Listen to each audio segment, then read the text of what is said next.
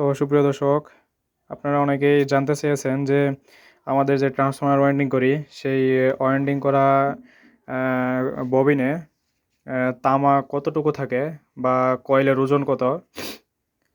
তো মূলত সেটি আপনাদের দেখানোর জন্য নিয়ে আসলাম।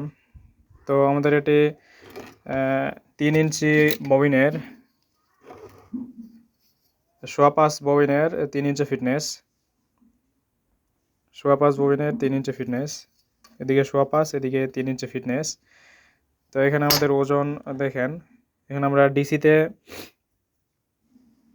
12 নম্বর 3টা ইউজ করছি এবং এসিতে 19 নম্বর ইউজ করছি। আমরা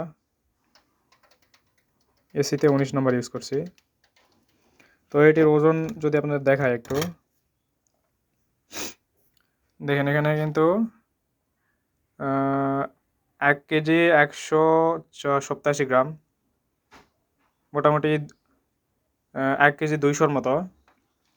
তো এখানে আমরা 1 কেজি 200 গ্রাম মতো তামা ইউজ করছি, 2 সাইড মিলে, সাথে ববিনের ধরেন যে 100 গ্রাম মতো।